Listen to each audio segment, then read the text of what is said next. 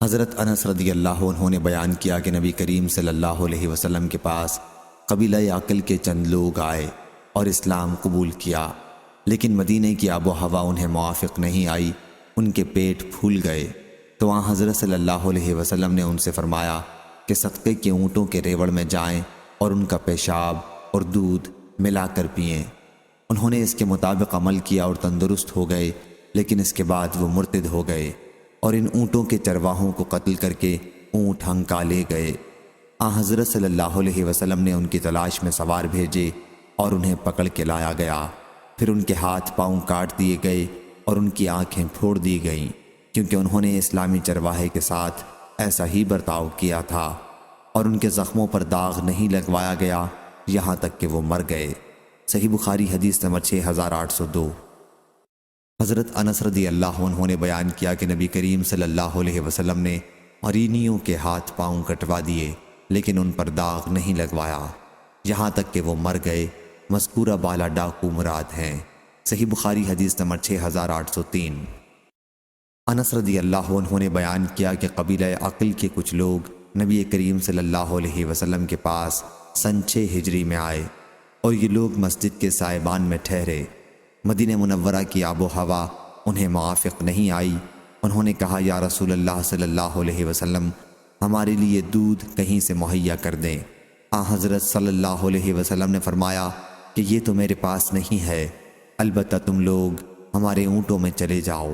چنانچہ وہ آئے اور ان کا دودھ اور پیشاب پیا اور صحت مند ہو کر موٹے تازے ہو گئے۔ پھر انہوں نے چرواہے کو قتل کر دیا اور اونٹوں کو ہنکا لے گئے۔ اتنے میں حضرت صلی اللہ علیہ وسلم کے پاس فریادی پہنچا اور حضرت صلی اللہ علیہ وسلم نے ان کی تلاش میں سوار بھیجے۔ ابھی دھوپ زیادہ پھیلی بھی نہیں تھی کہ انہیں پکڑ کر لایا گیا۔ پھر حضرت صلی اللہ علیہ وسلم کے حکم سے سلائیاں گرم کی گئیں اور ان کی آنکھوں میں پھیر دی گئیں، اور ان کے ہاتھ پاؤں کاٹ دیے گئے، اور ان کے زخم سے خون کو روکنے کے لیے انہیں بھی داغا نہیں گیا۔ اس کے بعد وہ ہرہ مدینے کی پتھریلی زمین میں ڈال دیے گئے۔ وہ پانی مانگتے تھے لیکن انہیں پانی نہیں دیا گیا یہاں تک کہ وہ مر گئے۔ ابو قلابہ نے کہا کہ یہ اس وجہ سے کیا گیا تھا کہ انہوں نے چوری کی تھی، قتل کیا تھا، اور اللہ اور اس کے رسول سے غدارانہ لڑائی لڑی تھی۔ صحیح بخاری حدیث نمبر 6804۔ حماد بن زید نے بیان کیا، ان سے ایوب سختیانی نے، ان سے ابو قلابہ نے، اور ان سے حضرت انس بن مالک رضی اللہ عنہ نے کہ قبیلہ عقل یا عرینہ کے چند لوگ، میں سمجھتا ہوں عقل کا لفظ کہا، مدینہ آئے، اور حضرت صلی اللہ علیہ وسلم نے ان کے لیے دودھ دینے والی اونٹنیوں کا انتظام کر دیا اور فرمایا کہ وہ اونٹوں کے گلے میں جائیں اور ان کا پیشاب اور دودھ پئیں۔ چنانچہ انہوں نے پیا، اور جب وہ تندرست ہو گئے تو چرواہے کو قتل کر دیا اور اونٹوں کو ہنکا لے گئے۔ حضرت صلی اللہ علیہ وسلم کے پاس یہ خبر صبح کے وقت پہنچی تو آپ نے ان کے پیچھے سوار دوڑائے۔ ابھی دھوپ زیادہ پھیلی بھی نہیں تھی کہ وہ پکڑ کر لائے گئے۔ چنانچہ حضرت صلی اللہ علیہ وسلم کے حکم سے ان کے بھی ہاتھ پاؤں کاٹ دیے گئے اور ان کی بھی آنکھوں میں سلائی پھیر دی گئی اور انہیں ہرہ میں ڈال دیا گیا۔ وہ پانی مانگتے تھے لیکن انہیں پانی نہیں دیا جاتا تھا۔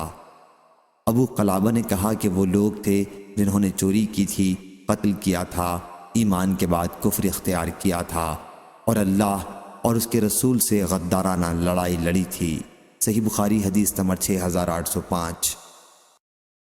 حضرت ابو ہریرہ رضی اللہ عنہ نے بیان کیا کہ نبی کریم صلی اللہ علیہ وسلم نے فرمایا، 7 آدمی ایسے ہیں جنہیں اللہ تعالیٰ قیامت کے دن اپنے عرش کے نیچے سایہ دے گا، جبکہ اس کے عرش کے سائے کے سوا اور کوئی سایہ نہیں ہوگا۔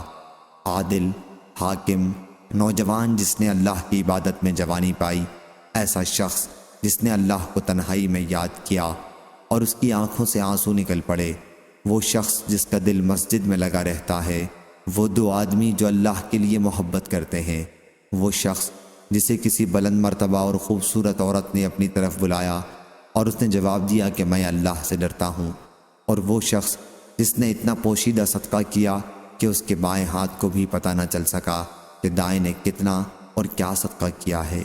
صحیح بخاری حدیث نمبر 6806۔ ابو حازم سلمہ بن دینار نے بیان کیا ان سے سہل بن سعد سعدی رضی اللہ عنہ نے کہ نبی کریم صلی اللہ علیہ وسلم نے فرمایا، جس نے مجھے اپنے دونوں پاؤں کے درمیان یعنی شرمگاہ کی اور اپنے دونوں جبڑوں کے درمیان یعنی زبان کی ضمانت دے دی تو میں اسے جنت میں جانے کا بھروسہ دلاتا ہوں۔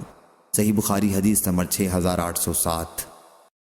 حضرت انس رضی اللہ عنہ نے خبر دی کہ میں تم سے ایک ایسی حدیث بیان کروں گا کہ میرے بعد کوئی اسے نہیں بیان کرے گا۔ میں نے یہ حدیث نبی کریم صلی اللہ علیہ وسلم سے سنی ہے۔ میں نے حضرت صلی اللہ علیہ وسلم کو یہ کہتے سنا کہ قیامت اس وقت تک قائم نہیں ہوگی، یا یوں فرمایا کہ قیامت کی نشانیوں میں سے یہ ہے کہ علم دین دنیا سے اٹھ جائے گا اور جہالت پھیل جائے گی، شراب بکثرت پی جانے لگے گی اور زنا پھیل جائے گا، مرد کم ہو جائیں گے اور عورتوں کی کثرت ہوگی، حالت یہاں تک پہنچ جائے گی کہ 50 عورتوں پر ایک ہی خبر لینے والا مرد رہ جائے گا۔ صحیح بخاری حدیث نمبر 6808۔ ابن عباس رضی اللہ عنہ نے بیان کیا کہ رسول اللہ صلی اللہ علیہ وسلم نے فرمایا، بندہ جب زنا کرتا ہے تو وہ مومن نہیں رہتا، بندہ جب چوری کرتا ہے تو وہ مومن نہیں رہتا، اور بندہ جب شراب پیتا ہے تو وہ مومن نہیں رہتا، اور جب وہ قتل ناحق کرتا ہے تو وہ مومن نہیں رہتا۔ اکرمہ رضی اللہ عنہ نے کہا کہ میں نے حضرت ابن عباس رضی اللہ عنہ سے پوچھا کہ ایمان اس سے کس طرح نکال لیا جاتا ہے؟ آپ رضی اللہ عنہ نے فرمایا کہ وہ اس طرح، اور اس وقت آپ نے اپنی انگلیوں کو دوسرے ہاتھ کی انگلیوں میں ڈال کر پھر الگ کر لیا، پھر اگر وہ توبہ کر لیتا ہے تو ایمان اس کے پاس لوٹ آتا ہے، اس طرح، اور آپ نے اپنی انگلیوں کو دوسرے ہاتھ کی انگلیوں میں ڈالا۔ صحیح بخاری حدیث نمبر 6809۔ حضرت ابو ہریرہ رضی اللہ عنہ نے بیان کیا کہ نبی کریم صلی اللہ علیہ وسلم نے فرمایا کہ زنا کرنے والا جب زنا کرتا ہے تو وہ مومن نہیں رہتا، چور جب چوری کرتا ہے تو وہ مومن نہیں رہتا، شرابی جب شراب پیتا ہے تو وہ مومن نہیں رہتا۔ پھر ان سب آدمیوں کے لیے توبہ کا دروازہ بہرحال کھلا ہوا ہے۔ صحیح بخاری حدیث نمبر 6810۔ حضرت عبداللہ بن مسعود رضی اللہ عنہ نے بیان کیا کہ میں نے پوچھا، یا رسول اللہ صلی اللہ علیہ وسلم، کون سا گناہ سب سے بڑا ہے؟ فرمایا یہ کہ تم اللہ کا کسی کو شریک بناؤ حالانکہ اسی نے تمہیں پیدا کیا ہے۔ میں نے پوچھا اس کے بعد؟ فرمایا یہ کہ تم اپنی اولاد کو اس خطرے سے مار ڈالو کہ وہ تمہارے کھانے میں تمہارے ساتھ شریک ہوگی۔ میں نے پوچھا اس کے بعد؟ فرمایا یہ کہ تم اپنے پڑوسی کی بیوی سے زنا کرو۔ یحییٰ نے بیان کیا، ان سے ابو سفیان نے بیان کیا، ان سے واصل نے بیان کیا، ان سے ابو وائل نے، اور ان سے حضرت عبداللہ بن مسعود رضی اللہ عنہ نے کہ میں نے عرض کیا، یا رسول اللہ صلی اللہ علیہ وسلم، پھر اسی حدیث کی طرح بیان کیا۔ عمروں نے کہا کہ پھر میں نے اس حدیث کا ذکر عبد الرحمن بن مہدی سے کیا، اور انہوں نے ہم سے یہ حدیث سفیان ثوری سے بیان کی، ان سے عامش، منصور اور واصل نے، ان سے ابو وائل نے، اور ان سے ابو میسرہ نے۔ عبد الرحمن بن مہدی نے کہا کہ تم اس سند کو جانے بھی دو۔ صحیح بخاری حدیث نمبر 6811۔ سلمہ بن کہیل نے بیان کیا، کہا کہ میں نے شعبی سے سنا، انہوں نے حضرت علی رضی اللہ عنہ سے بیان کیا کہ جب انہوں نے جمعے کے دن عورت کو رجم کیا تو کہا کہ میں نے اس کا رجم رسول اللہ صلی اللہ علیہ وسلم کی سنت کے مطابق کیا ہے۔ صحیح بخاری حدیث نمبر 6812۔ خالد طحان نے بیان کیا، ان سے شیبانی نے کہا میں نے حضرت عبداللہ بن ابی اوفا رضی اللہ عنہ سے پوچھا، کیا رسول اللہ صلی اللہ علیہ وسلم نے کسی کو رجم کیا تھا؟ انہوں نے کہا کہ ہاں۔ میں نے پوچھا سورہ نور سے پہلے یا اس کے بعد؟ کہا کہ یہ مجھے معلوم نہیں۔ امر نہ معلوم کے لیے اظہار لا علمی کر دینا بھی امر محمود ہے۔ صحیح بخاری حدیث نمبر 6813۔ ابو سلمہ بن عبد الرحمن نے بیان کیا، ان سے حضرت جابر بن عبداللہ انصاری رضی اللہ عنہ نے کہ قبیلہ اسلم کے ایک صاحب ماعز نامی رسول اللہ صلی اللہ علیہ وسلم کی خدمت میں آئے اور کہا کہ میں نے زنا کیا ہے۔ پھر انہوں نے اپنے زنا کا 4 مرتبہ اقرار کیا تو آن حضرت صلی اللہ علیہ وسلم نے ان کے رجم کا حکم دیا اور انہیں رجم کیا گیا۔ وہ شادی شدہ تھے۔ صحیح بخاری حدیث نمبر 6814۔ حضرت ابو ہریرہ رضی اللہ عنہ نے بیان کیا کہ ایک صاحب ماعز بن مالک اسلمی رضی اللہ عنہ رسول اللہ صلی اللہ علیہ وسلم کی خدمت میں آئے۔ اس وقت حضرت صلی اللہ علیہ وسلم مسجد میں تھے۔ انہوں نے آپ کو آواز دی اور کہا کہ یا رسول اللہ صلی اللہ علیہ وسلم، میں نے زنا کر لیا ہے۔ حضرت صلی اللہ علیہ وسلم نے ان کی طرف سے منہ پھیر لیا۔ انہوں نے یہ بات 4 دفعہ دہرائی۔ جب 4 دفعہ انہوں نے اس گناہ کی اپنے اوپر شہادت دی تو حضرت صلی اللہ علیہ وسلم نے انہیں بلایا اور دریافت فرمایا، کیا تم دیوانے ہو؟ انہوں نے کہا کہ نہیں۔ آپ نے دریافت فرمایا، پھر کیا تم شادی شدہ ہو؟ انہوں نے کہا ہاں۔ اس پر حضرت صلی اللہ علیہ وسلم نے فرمایا کہ انہیں لے جاؤ اور رجم کر دو۔ صحیح بخاری حدیث نمبر 6815۔ ابن شہاب نے بیان کیا کہ پھر مجھے انہوں نے خبر دی جنہوں نے حضرت جابر بن عبداللہ رضی اللہ عنہ سے سنا تھا کہ انہوں نے کہا کہ رجم کرنے والوں میں میں بھی تھا۔ ہم نے انہیں آبادی سے باہر عیدگاہ کے پاس رجم کیا تھا۔ جب ان پر پتھر پڑے تو وہ بھاگ پڑے، لیکن ہم نے انہیں حرا کے پاس پکڑا اور رجم کر دیا۔ صحیح بخاری حدیث نمبر 6816۔ حضرت عائشہ رضی اللہ عنہ نے بیان کیا کہ سعد بن ابی وقاص اور عبد بن زماں رضی اللہ عنہ نے آپس میں ایک بچے عبد الرحمن نامی میں اختلاف کیا تو نبی کریم صلی اللہ علیہ وسلم نے فرمایا، عبد بن زماں، بچہ تو لے لے، بچہ اسی کو ملے گا جس کی جورو یا لونڈی کے پیٹ سے وہ پیدا ہو، اور سودا رضی اللہ عنہا، تم اس سے پردہ کرو۔ حضرت امام بخاری رحمہ اللہ نے کہا کہ قتیبہ نے لیث سے زیادتی کے ساتھ بیان کیا کہ زانی کے حصے میں پتھر کی سزا ہے۔ صحیح بخاری حدیث نمبر 6817۔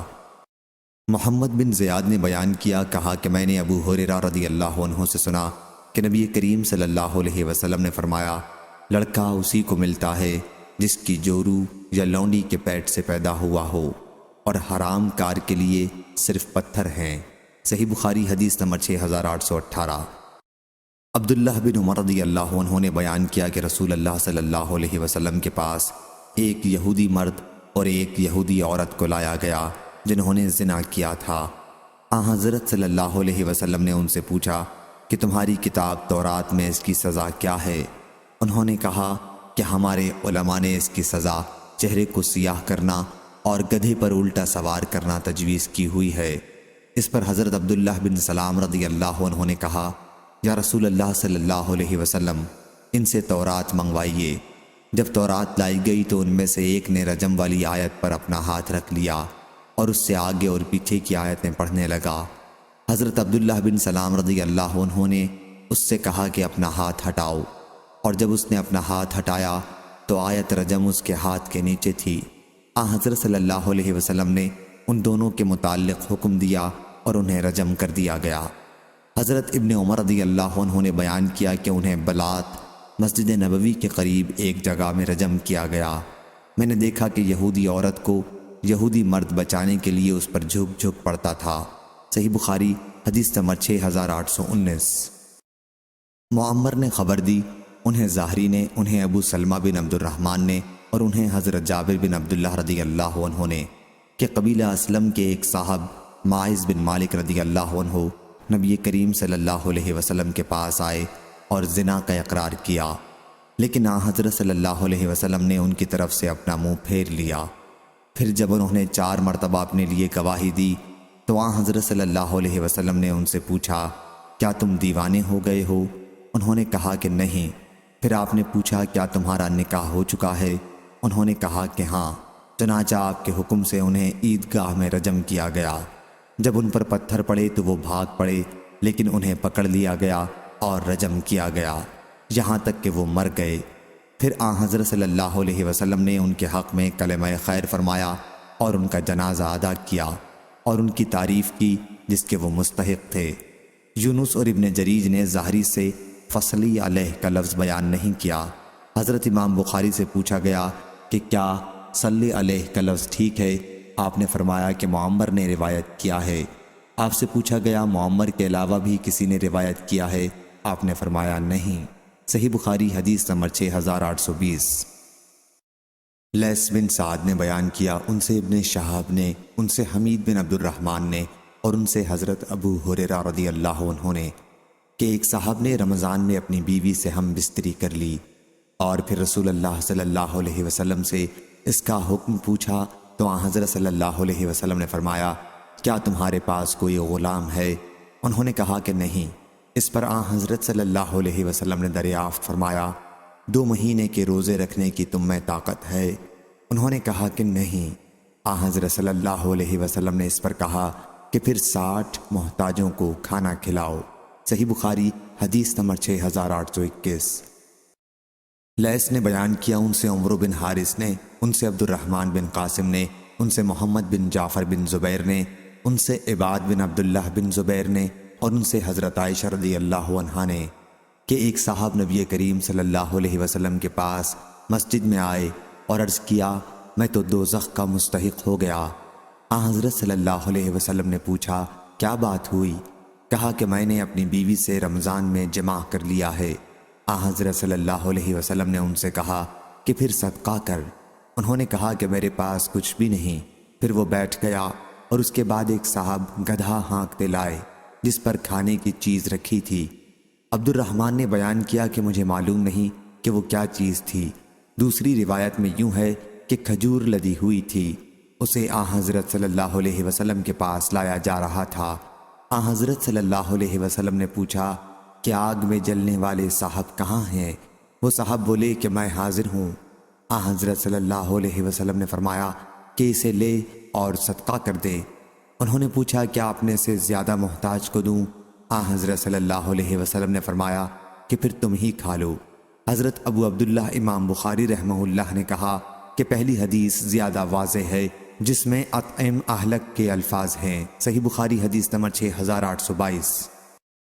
حضرت انس بن مالک رضی اللہ عنہ نے بیان کیا کہ میں نبی کریم صلی اللہ علیہ وسلم کے پاس تھا کہ ایک صاحب کعب بن عمرو رضی اللہ عنہ آئے اور کہا یا رسول اللہ صلی اللہ علیہ وسلم مجھ پر حد واجب ہو گئی ہے، آپ مجھ پر حد جاری کیجئے۔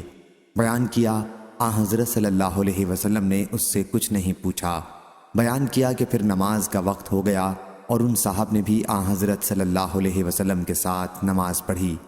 جب آن حضرت صلی اللہ علیہ وسلم نماز پڑھ چکے تو وہ پھر آن حضرت صلی اللہ علیہ وسلم کے پاس آ کر کھڑے ہو گئے۔ کہا یا رسول اللہ مجھ پر حد واجب ہو گئی ہے، آپ کتاب اللہ کے حکم کے مطابق مجھ پر حد جاری کیجئے۔ آن حضرت صلی اللہ علیہ وسلم نے اس پر فرمایا کیا تم نے ابھی ہمارے ساتھ نماز نہیں پڑھی ہے؟ انہوں نے کہا کہ ہاں۔ آن حضرت صلی اللہ علیہ وسلم نے فرمایا کہ پھر اللہ نے تیرا گناہ معاف کر دیا، یا فرمایا کہ تیری غلطی یا حد معاف کر دی۔ صحیح بخاری حدیث نمبر 6823۔ ابن عباس رضی اللہ عنہ نے بیان کیا کہ جب حضرت معاذ بن مالک رضی اللہ عنہ نبی کریم صلی اللہ علیہ وسلم کے پاس آئے تو آن حضرت صلی اللہ علیہ وسلم نے ان سے فرمایا کہ غالباً تو نے بوسہ دیا ہوگا یا اشارہ کیا ہوگا یا دیکھا ہوگا۔ انہوں نے کہا کہ نہیں یا رسول اللہ صلی اللہ علیہ وسلم۔ آن حضرت صلی اللہ علیہ وسلم نے اس پر فرمایا کیا پھر تو نے ہم بستری ہی کر لی ہے؟ اس مرتبہ آپ نے کنائے سے کام نہیں لیا۔ بیان کیا کہ اس کے بعد آن حضرت صلی اللہ علیہ وسلم نے انہیں رجم کا حکم دیا۔ صحیح بخاری حدیث نمبر 6824۔ حضرت ابو ہریرہ رضی اللہ عنہ نے بیان کیا کہ رسول اللہ صلی اللہ علیہ وسلم کے پاس ایک صاحب آئے۔ آن حضرت صلی اللہ علیہ وسلم اس وقت مسجد میں بیٹھے ہوئے تھے۔ انہوں نے آواز دی یا رسول اللہ صلی اللہ علیہ وسلم میں نے زنا کیا ہے۔ خود اپنے متعلق وہ کہہ رہے تھے۔ آن حضرت صلی اللہ علیہ وسلم نے ان کی طرف سے اپنا منہ پھیر لیا، لیکن وہ صاحب بھی ہٹ کر اسی طرف کھڑے ہو گئے جدھر آپ صلی اللہ علیہ وسلم نے اپنا منہ پھیرا تھا، اور عرض کیا یا رسول اللہ میں نے زنا کیا ہے۔ آن حضرت صلی اللہ علیہ وسلم نے پھر اپنا منہ پھیر لیا اور وہ بھی دوبارہ اس طرف آ گئے جدھر آن حضرت صلی اللہ علیہ وسلم نے اپنا منہ پھیرا تھا۔ اور اس طرح جب اس نے 4 مرتبہ اپنے گناہ کا اقرار کر لیا تو آن حضرت صلی اللہ علیہ وسلم نے اس کو بلایا اور پوچھا کیا تم پاگل ہو؟ انہوں نے کہا کہ نہیں یا رسول اللہ صلی اللہ علیہ وسلم۔ آن حضرت صلی اللہ علیہ وسلم نے پوچھا تم نے شادی کر لی ہے؟ انہوں نے کہا کہ ہاں یا رسول اللہ صلی اللہ علیہ وسلم۔ آن حضرت صلی اللہ علیہ وسلم نے صحابہ رضی اللہ عنہم سے فرمایا کہ انہیں لے جاؤ اور رجم کر دو۔ صحیح بخاری حدیث نمبر 6825۔ حضرت جابر رضی اللہ عنہ نے بیان کیا کہ میں بھی ان لوگوں میں شامل تھا جنہوں نے انہیں رجم کیا تھا۔ جب ان پر پتھر پڑے تو وہ بھاگنے لگے، لیکن ہم نے انہیں ہر راہ مدینے کی پتھریلی زمین میں جا لیا اور انہیں رجم کر دیا۔ صحیح بخاری حدیث نمبر 6826۔ حضرت ابن عباس رضی اللہ عنہ نے بیان کیا کہ حضرت عمر رضی اللہ عنہ نے کہا، میں ڈرتا ہوں کہ کہیں زیادہ وقت گزر جائے اور کوئی شخص یہ کہنے لگے کہ کتاب اللہ میں تو رجم کا حکم ہمیں کہیں نہیں ملتا، اور اس طرح وہ اللہ کے ایک فریضے کو چھوڑ کر گمراہ ہوں جسے اللہ تعالیٰ نے نازل کیا ہے۔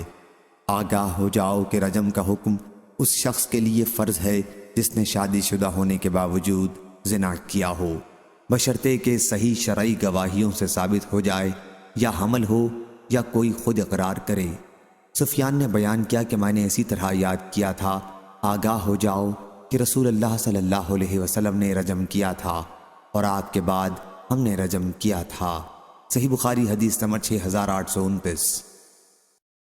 ابن عباس رضی اللہ عنہ نے بیان کیا کہ میں کئی مہاجرین کو قرآن مجید پڑھایا کرتا تھا۔ حضرت عبد الرحمن بن عوف رضی اللہ عنہ بھی ان میں سے ایک تھے۔ ابھی میں مینا میں ان کے مکان پر تھا اور وہ حضرت عمر رضی اللہ عنہ کے آخری حج میں سن 23 ہجری ان کے ساتھ تھے کہ وہ میرے پاس لوٹ کر آئے اور کہا کہ کاش تم اس شخص کو دیکھتے، آج امیر المومنین رضی اللہ عنہ کے پاس آیا تھا۔ اس نے کہا کہ اے امیر المومنین رضی اللہ عنہ، کیا آپ فلاں صاحب سے یہ پوچھ تاچھ کریں گے جو یہ کہتے ہیں کہ اگر عمر رضی اللہ عنہ کا انتقال ہو گیا تو میں فلاں صاحب طلحہ بن عبید اللہ رضی اللہ عنہ سے بیعت کروں گا، کیونکہ واللہ حضرت ابو بکر رضی اللہ عنہ کی بغیر سوچے سمجھے بیعت تو اچانک ہو گئی اور پھر وہ مکمل ہو گئی تھی۔ اس پر حضرت عمر رضی اللہ عنہ بہت غصہ ہوئے اور کہا کہ میں انشاءاللہ شام کے وقت لوگوں سے خطاب کروں گا اور انہیں ان لوگوں سے ڈراؤں گا جو زبردستی سے دخل در معقولات کرنا چاہتے ہیں۔ حضرت عبد الرحمن بن عوف رضی اللہ عنہ نے کہا کہ اس پر میں نے عرض کیا، یا امیر المومنین رضی اللہ عنہ، ایسا نہ کیجیے، حج کے موسم میں کم سمجھی اور برے بھلے ہر ہی قسم کے لوگ جمع ہیں، اور جب آپ خطاب کے لیے کھڑے ہوں گے تو آپ کے قریب یہی لوگ زیادہ ہوں گے، اور مجھے ڈر ہے کہ آپ کھڑے ہو کر کوئی بات کہیں اور وہ چاروں طرف پھیل جائے، لیکن پھیلانے والے اسے صحیح طور پر یاد نہ رکھ سکیں گے اور اس کے غلط معنی پھیلانے لگیں گے۔ اس لیے مدینہ منورہ پہنچنے تک کا اور انتظار کر لیجئے، کیونکہ وہ ہجرت اور سنت کا مقام ہے، وہاں آپ کو خالص دینی سمجھ بوجھ رکھنے والے اور شریف لوگ ملیں گے۔ وہاں آپ جو کچھ کہنا چاہتے ہیں اعتماد کے ساتھ ہی فرما سکیں گے، اور علم والے آپ کی باتوں کو یاد بھی رکھیں گے اور جو صحیح مطلب ہے وہی بیان کریں گے۔ حضرت عمر رضی اللہ عنہ نے کہا، ہاں اچھا، اللہ کی قسم میں مدینہ منورہ پہنچتے ہی سب سے پہلے لوگوں کو اسی مضمون کا خطبہ دوں گا۔ حضرت ابن عباس رضی اللہ عنہ نے بیان کیا کہ پھر ہم ذی الحج کے مہینے کے آخر میں مدینہ منورہ پہنچے۔ جمعہ کے دن سورج ڈھلتے ہی ہم نے مسجد نبوی پہنچنے میں جلدی کی، اور میں نے دیکھا کہ سعید بن زید بن عمرو بن نفیل ممبر کی جڑ کے پاس بیٹھے ہوئے تھے۔ میں بھی ان کے پاس بیٹھ گیا، میرا ٹخنا ان کے ٹخنے سے لگا ہوا تھا۔ تھوڑی ہی دیر بعد میں حضرت عمر رضی اللہ عنہ بھی باہر نکلے۔ جب میں نے انہیں آتے دیکھا تو سعید بن زید بن عمرو بن نفیل رضی اللہ عنہ سے میں نے کہا کہ آج حضرت عمر رضی اللہ عنہ ایسی بات کہیں گے جو انہوں نے اس سے پہلے خلیفہ بنائے جانے کے بعد کبھی نہیں کہی تھی، لیکن انہوں نے اس کو نہ مانا اور کہا کہ میں تو نہیں سمجھتا کہ آپ کوئی ایسی بات کہیں جو پہلے کبھی نہیں کہی تھی۔ پھر حضرت عمر رضی اللہ عنہ ممبر پر بیٹھے، اور جب مؤذن اذان دے کر خاموش ہوا تو آپ کھڑے ہوئے اور اللہ تعالیٰ کی حمد و ثنا اس کی شان کے مطابق کرنے کے بعد فرمایا، اما بعد، آج میں تم سے ایک ایسی بات کہوں گا جس کا کہنا میری تقدیر میں لکھا ہوا تھا۔ مجھ کو نہیں معلوم کہ شاید میری یہ گفتگو موت کے قریب کی آخری گفتگو ہو، بس جو کوئی اسے سمجھے اور محفوظ رکھے اسے چاہیے کہ اس بات کو اس جگہ تک پہنچا دے جہاں تک اس کی سواری اسے لے جا سکتی ہے، اور جسے خوف ہو کہ اس نے بات نہیں سمجھی ہے تو اس کے لیے جائز نہیں کہ میری طرف غلط بات منسوب کرے۔ بلا شبہ اللہ تعالیٰ نے محمد صلی اللہ علیہ وسلم کو حق کے ساتھ مبعوث کیا اور آپ پر کتاب نازل کی، کتاب اللہ کی صورت میں جو کچھ آپ پر نازل ہوا ان میں آیت رجم بھی تھی۔ ہم نے اسے پڑھا تھا، سمجھا تھا اور یاد رکھا تھا۔ رسول اللہ صلی اللہ علیہ وسلم نے خود اپنے زمانے میں رجم کرایا، پھر آپ کے بعد ہم نے بھی رجم کیا، لیکن مجھے ڈر ہے کہ اگر وقت یوں ہی آگے بڑھتا رہا تو کہیں کوئی یہ نہ دعویٰ کر بیٹھے کہ رجم کی آیت ہم کتاب اللہ میں نہیں پاتے، اور اس طرح وہ اس فریضے کو چھوڑ کر گمراہ ہوں جسے اللہ تعالیٰ نے نازل کیا تھا۔ یقیناً رجم کا حکم کتاب اللہ سے اس شخص کے لیے ثابت ہے جس نے شادی ہونے کے بعد زنا کیا ہو، خواہ مرد ہوں یا عورتیں، بشرطے کہ گواہی مکمل ہو جائے یا حمل ظاہر ہو یا وہ خود اقرار کر لے۔ پھر کتاب اللہ کی آیتوں میں ہم یہ بھی پڑھتے تھے کہ اپنے حقیقی باپ دادوں کے سوا دوسروں کی طرف اپنے آپ کو منسوب نہ کرو، کیونکہ یہ تمہارا کفر اور انکار ہے کہ تم اپنے اصل باپ دادوں کے سوا دوسروں کی طرف اپنی نسبت کرو۔ ہاں، اور سن لو کہ رسول اللہ صلی اللہ علیہ وسلم نے یہ بھی فرمایا تھا کہ میری تعریف حد سے بڑھا کر نہ کرنا، جس طرح عیسیٰ ابن مریم علیہ السلام کی حد سے بڑھا کر تعریفیں کی گئیں، ان کو اللہ کا بیٹا بنا دیا گیا، بلکہ میرے لیے صرف یہ کہو کہ میں اللہ کا بندہ ہوں اور اس کا رسول ہوں۔ اور مجھے یہ بھی معلوم ہوا ہے کہ تم میں سے کسی نے یوں کہا ہے کہ واللہ اگر عمر رضی اللہ عنہ کا انتقال ہو گیا تو میں فلاں سے بیعت کروں گا۔ دیکھو تم میں سے کسی کو یہ دھوکہ نہ ہو کہ حضرت ابو بکر رضی اللہ عنہ کی بیعت تو اچانک ہو گئی تھی اور پھر وہ چل گئی۔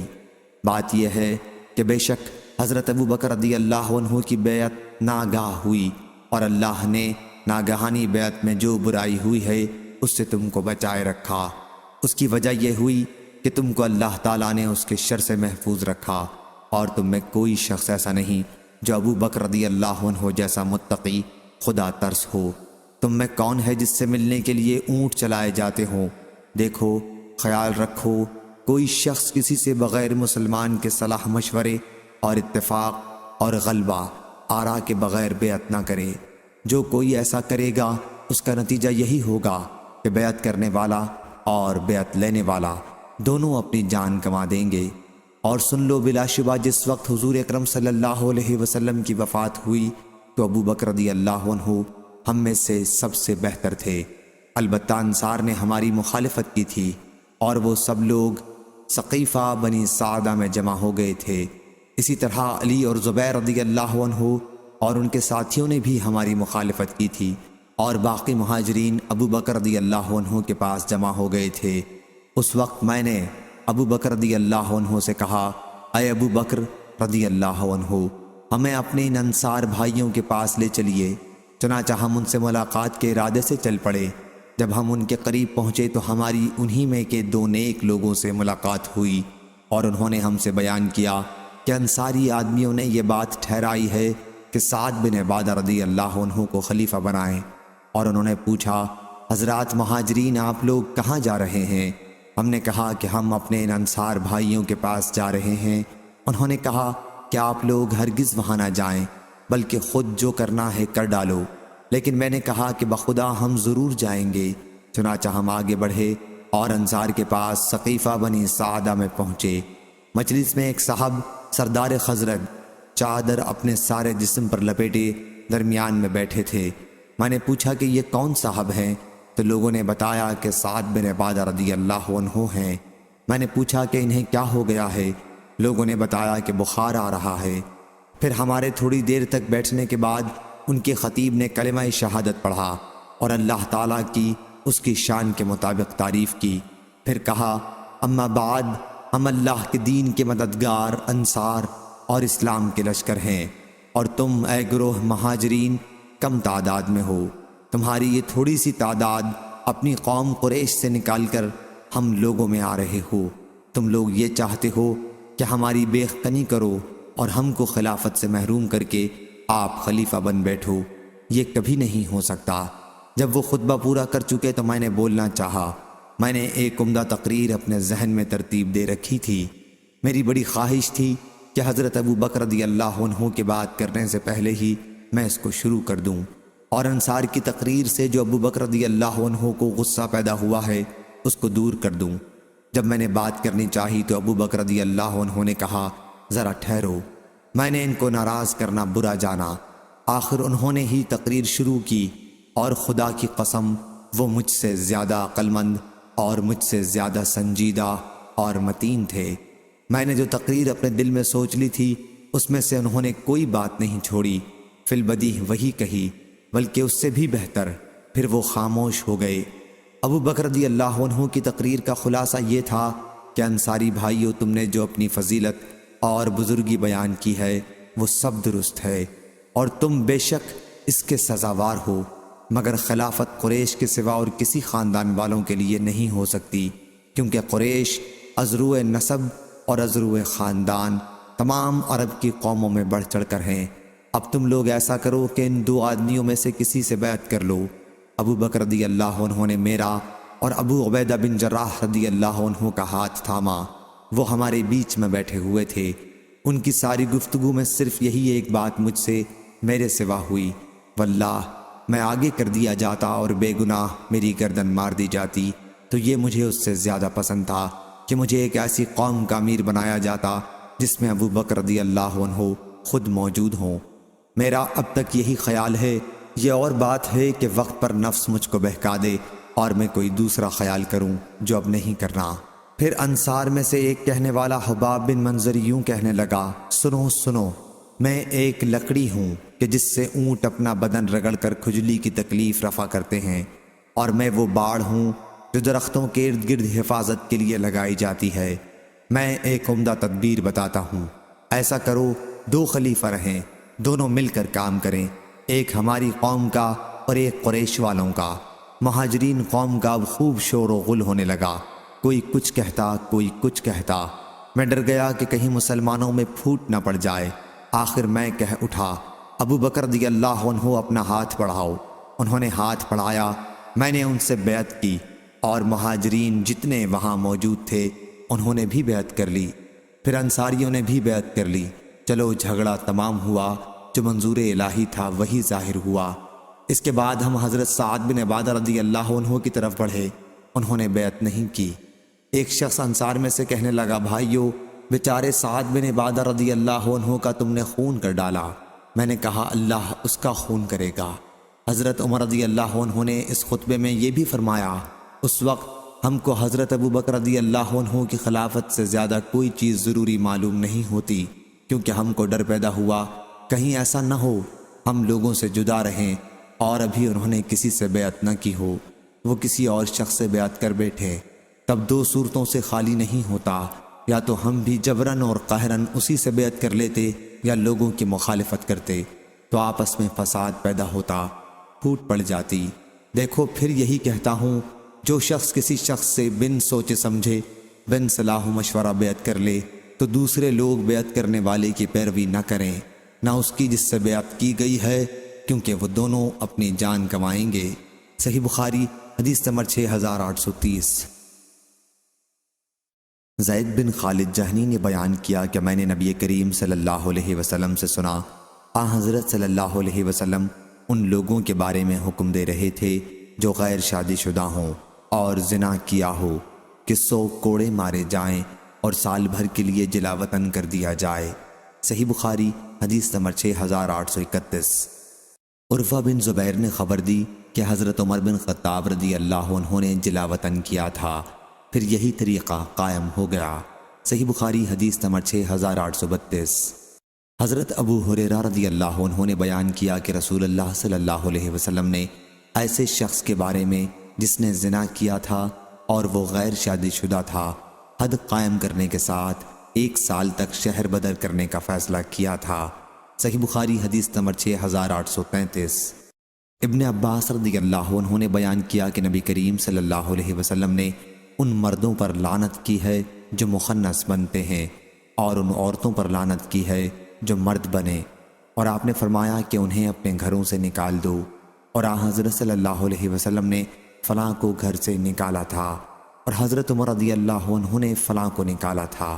صحیح بخاری حدیث نمبر 6834۔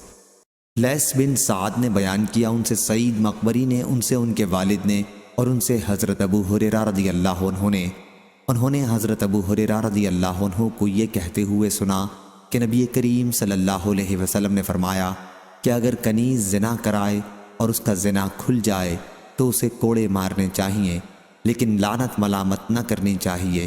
پھر اگر وہ دوبارہ زنا کرائے تو پھر چاہیے کہ کوڑے ماریں، لیکن ملامت نہ کرے۔ پھر اگر تیسری مرتبہ زنا کرائے تو بیچ دے، خواہ بالوں کی ایک رسی ہی قیمت پر ہو۔ اس روایت کے مطابق اسماعیل بن امیہ نے سعید سے کی، ان سے حضرت ابو ہریرہ رضی اللہ عنہ نے، اور ان سے نبی کریم صلی اللہ علیہ وسلم نے۔ صحیح بخاری حدیث نمبر 6839۔ شیبانی نے بیان کیا کہ میں نے حضرت عبداللہ بن ابی اوفا رضی اللہ عنہ سے رجم کے بارے میں پوچھا تو انہوں نے بتلایا کہ نبی کریم صلی اللہ علیہ وسلم نے رجم کیا تھا۔ میں نے پوچھا سورہ نور سے پہلے یا اس کے بعد؟ انہوں نے بتلایا کہ مجھے معلوم نہیں۔ اس روایت کے مطابق علی بن مسہر، خالد بن عبداللہ محاربی اور عبیدہ بن حمید نے شیبانی سے کی ہے، اور بعض نے سورہ نور کے بجائے سورہ مائدہ کا ذکر کیا ہے، لیکن پہلی روایت صحیح ہے۔ صحیح بخاری حدیث نمبر 6840۔ امام مالک نے بیان کیا، ان سے نافع نے اور ان سے عبداللہ بن عمر رضی اللہ عنہ نے، کہ یہودی رسول اللہ صلی اللہ علیہ وسلم کے پاس آئے اور کہا کہ ان میں سے ایک مرد اور ایک عورت نے زنا کاری کی ہے۔ حضرت صلی اللہ علیہ وسلم نے ان سے پوچھا کہ تورات میں رجم کے متعلق کیا حکم ہے؟ انہوں نے کہا کہ ہم انہیں رسوا کرتے ہیں اور کوڑے لگاتے ہیں۔ حضرت عبداللہ بن سلام رضی اللہ عنہ نے اس پر کہا کہ تم جھوٹے ہو، اس میں رجم کا حکم موجود ہے۔ چنانچہ وہ تورات لائے اور کھولا، لیکن ان میں کے ایک شخص نے اپنا ہاتھ آیت رجم پر رکھ دیا اور اس سے پہلے اور بعد کا حصہ پڑھ دیا۔ حضرت عبداللہ بن سلام رضی اللہ عنہ نے اس سے کہا کہ اپنا ہاتھ اٹھاؤ۔ اس نے اپنا ہاتھ اٹھایا تو اس کے نیچے رجم کی آیت موجود تھی۔ پھر انہوں نے کہا، اے محمد صلی اللہ علیہ وسلم، آپ نے سچ فرمایا، اس میں رجم کی آیت موجود ہے۔ چنانچہ حضرت صلی اللہ علیہ وسلم نے حکم دیا اور دونوں رجم کیے گئے۔ میں نے دیکھا کہ مرد عورت کو پتھروں سے بچانے کی کوشش میں اس پر جھک رہا تھا۔ صحیح بخاری حدیث نمبر 6841۔ حضرت عائشہ رضی اللہ عنہا نے بیان کیا کہ ابو بکر رضی اللہ عنہ نے کہا، تمہاری وجہ سے حضرت صلی اللہ علیہ وسلم اور سب لوگوں کو رکنا پڑا، جبکہ یہاں پانی بھی نہیں ہے۔ چنانچہ وہ مجھ پر سخت ناراض ہوئے اور اپنے ہاتھ سے میری کوکھ میں مکہ مارنے لگے، مگر میں نے اپنے جسم میں کسی قسم کی حرکت اس لیے نہیں ہونے دی کہ حضرت صلی اللہ علیہ وسلم آرام فرما رہے تھے۔ پھر اللہ نے تیمم کی آیت نازل کی۔ صحیح بخاری حدیث نمبر 6844۔ حضرت عائشہ رضی اللہ عنہا نے بیان کیا کہ ابو بکر رضی اللہ عنہ آئے اور زور سے میرے ایک سخت گھونسا لگایا اور کہا، تو نے ایک ہار کے لیے سب لوگوں کو روک دیا۔ میں اس سے مرنے کے قریب ہو گئی، اس قدر مجھ کو درد ہوا، لیکن کیا کر سکتی تھی، کیونکہ حضرت صلی اللہ علیہ وسلم کا سر مبارک میری ران پر تھا۔ لکز اور وکز کے ایک ہی معنی ہیں۔ صحیح بخاری حدیث نمبر 6845۔ مغیرہ رضی اللہ عنہ نے بیان کیا کہ سعد بن عبادہ رضی اللہ عنہ نے کہا کہ اگر میں اپنی بیوی کے ساتھ کسی غیر مرد کو دیکھ لوں تو سیدھی تلوار کی دھار سے اسے مار ڈالوں۔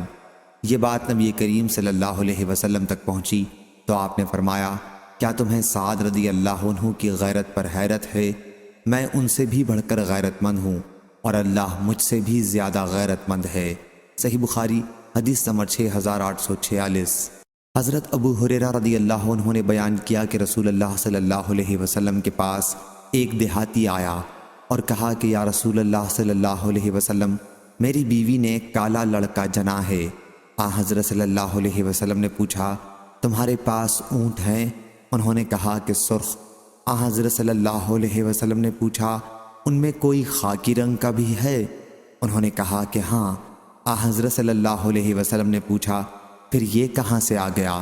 انہوں نے کہا، میرا خیال ہے کہ کسی رنگ نے یہ رنگ کھینچ لیا جس کی وجہ سے ایسا اونٹ پیدا ہوا۔ حضرت صلی اللہ علیہ وسلم نے فرمایا، پھر ایسا بھی ممکن ہے کہ تیرے بیٹے کا رنگ بھی کسی رگ نے کھینچ لیا ہو۔ صحیح بخاری حدیث نمبر 6847۔ حضرت ابو بردہ رضی اللہ عنہ نے بیان کیا کہ نبی کریم صلی اللہ علیہ وسلم نے فرمایا، حدود اللہ میں کسی مقررہ حد کے سوا کسی اور سزا میں 10 کوڑے سے زیادہ بطور تعزیر و سزا نہ مارے جائیں۔ صحیح بخاری حدیث نمبر 6848۔ مسلم بن ابی مریم نے بیان کیا، کہا مجھ سے عبد الرحمن بن جابر نے ان صحابی سے بیان کیا جنہوں نے نبی کریم صلی اللہ علیہ وسلم سے سنا تھا کہ حضرت صلی اللہ علیہ وسلم نے فرمایا، اللہ تعالیٰ کی حدود میں سے کسی حد کے سوا مجرم کو 10 کوڑے سے زیادہ کی سزا نہ دی جائے۔ صحیح بخاری حدیث نمبر 6849۔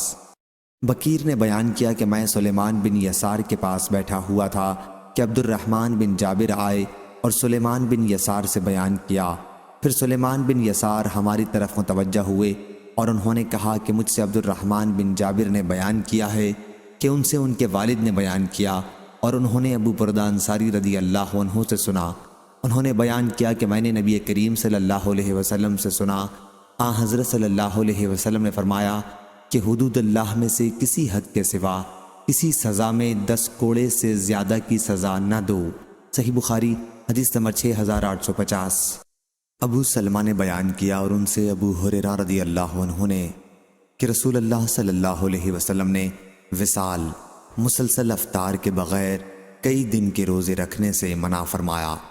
تو بعض نے عرض کیا کہ یا رسول اللہ صلی اللہ علیہ وسلم، آپ خود تو وصال کرتے ہیں۔ حضرت صلی اللہ علیہ وسلم نے فرمایا کہ تم میں سے کون مجھ جیسا ہے؟ میرا تو حال یہ ہے کہ مجھے میرا رب کھلاتا ہے اور پلاتا ہے۔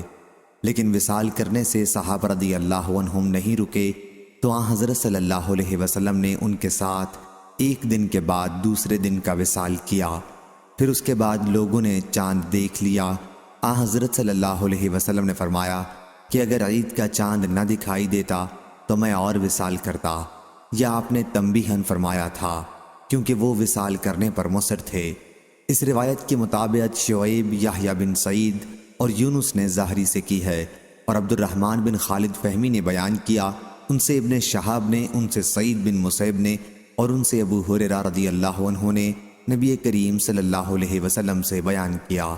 صحیح بخاری حدیث نمبر 6851۔ معمر نے بیان کیا، ان سے ظاہری نے، ان سے حضرت سالم نے، ان سے حضرت عبداللہ بن عمر رضی اللہ عنہ نے کہ رسول اللہ صلی اللہ علیہ وسلم کے زمانے میں اس پر مار پڑتی کہ جب غلے کے ڈھیر یوں ہی خریدیں بن ناپے اور تولے، اور اس کو اسی جگہ دوسرے کے ہاتھ بیچ ڈالیں، ہاں وہ غلہ اٹھا کر اپنے ٹھکانے لے جائیں پھر بیچیں تو کچھ سزا نہ ہوتی۔ صحیح بخاری حدیث نمبر 6852۔ حضرت عائشہ رضی اللہ عنہا نے بیان کیا کہ رسول اللہ صلی اللہ علیہ وسلم نے اپنے ذاتی معاملے میں کبھی کسی سے بدلہ نہیں لیا، ہاں جب اللہ کی قائم کی ہوئی حد کو توڑا جاتا تو آپ پھر بدلہ لیتے تھے۔ صحیح بخاری حدیث نمبر 6853۔ سہل بن سعد رضی اللہ عنہ نے بیان کیا کہ میں نے 2 لعان کرنے والے میاں بیوی کو دیکھا تھا، اس وقت میری عمر 15 سال تھی۔ حضرت صلی اللہ علیہ وسلم نے دونوں کے درمیان جدائی کرا دی تھی۔ شوہر نے کہا تھا کہ اگر اب بھی میں اپنی بیوی کو اپنے ساتھ رکھوں تو اس کا مطلب یہ ہے کہ میں جھوٹا ہوں۔ سفیان نے بیان کیا کہ میں نے ظاہری سے یہ روایت محفوظ رکھی ہے کہ اگر اس عورت کے ایسا بچہ پیدا ہو تو شوہر سچا ہے، اور اگر اس کے ایسا بچہ پیدا ہو جیسے چھپکلی ہوتی ہے تو شوہر جھوٹا ہے۔ اور میں نے ظاہری سے سنا، انہوں نے بیان کیا کہ اس عورت نے اس آدمی کے ہم شکل بچہ جنا جو میری طرح کا تھا۔ صحیح بخاری حدیث نمبر 6854۔ قاسم بن محمد نے بیان کیا کہ حضرت ابن عباس رضی اللہ عنہ نے 2 لعان کرنے والوں کا ذکر کیا تو حضرت عبداللہ بن شداد رضی اللہ عنہ نے کہا کہ یہ وہی تھی جس کے متعلق رسول اللہ صلی اللہ علیہ وسلم نے فرمایا تھا کہ اگر میں کسی عورت کو بلا گواہی رجم کر سکتا تو اسے ضرور کرتا۔ ابن عباس رضی اللہ عنہ نے کہا کہ نہیں، یہ وہ عورت تھی جو فسق و فجور ظاہر کیا کرتی تھی۔ صحیح بخاری حدیث نمبر 6855۔ عبد الرحمن بن قاسم نے بیان کیا، ان سے قاسم بن محمد نے اور ان سے ابن عباس رضی اللہ عنہ نے کہ نبی کریم صلی اللہ علیہ وسلم کی مجلس میں لعان کا ذکر آیا تو عاصم بن عدی رضی اللہ عنہ نے اس پر ایک بات کہی، پھر وہ واپس آئے۔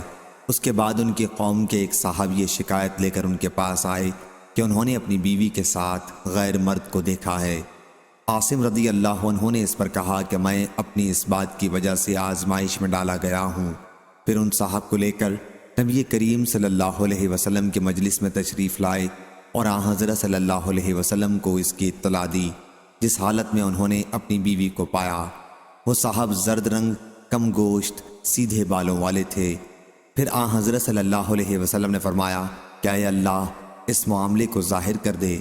چنانچہ اس عورت کے یہاں اسی شخص کی شکل کا بچہ پیدا ہوا جس کے متعلق شوہر نے کہا تھا کہ اسے انہوں نے اپنی بیوی کے ساتھ دیکھا ہے۔ پھر آن حضرت صلی اللہ علیہ وسلم نے دونوں کے درمیان لعان کرایا۔ ابن عباس رضی اللہ عنہ سے مجلس میں ایک صاحب نے کہا کہ یہ وہی تھا جس کے متعلق آن حضرت صلی اللہ علیہ وسلم نے فرمایا تھا کہ اگر میں کسی کو بلا گواہی کے رجم کر سکتا تو اسے رجم کرتا۔ ابن عباس رضی اللہ عنہ نے کہا کہ نہیں، یہ تو وہ عورت تھی جو اسلام لانے کے بعد برائیاں اعلانیہ کرتی تھی۔ صحیح بخاری حدیث نمبر 6856۔ حضرت ابو ہریرہ رضی اللہ عنہ نے بیان کیا کہ نبی کریم صلی اللہ علیہ وسلم نے فرمایا 7 مہلک گناہوں سے بچو۔ صحابہ رضی اللہ عنہم نے عرض کیا یا رسول اللہ صلی اللہ علیہ وسلم وہ کیا کیا ہیں؟ حضرت صلی اللہ علیہ وسلم نے فرمایا اللہ کے ساتھ شرک کرنا، جادو کرنا، ناحق کسی کی جان لینا جو اللہ نے حرام کیا ہے، سود کھانا، یتیم کا مال کھانا، جنگ کے دن پیٹھ پھیرنا اور پاک دامن غافل مومن عورتوں کو تہمت لگانا۔ صحیح بخاری حدیث نمبر 6857۔ حضرت ابو ہریرہ رضی اللہ عنہ نے بیان کیا کہ میں نے ابو القاسم صلی اللہ علیہ وسلم سے سنا، آپ صلی اللہ علیہ وسلم نے فرمایا کہ جس نے اپنے غلام پر تہمت لگائی حالانکہ غلام اس تہمت سے بری تھا تو قیامت کے دن اسے کوڑے لگائے جائیں گے سوائے اس کے کہ اس کی بات صحیح ہو۔ صحیح بخاری حدیث نمبر 6858۔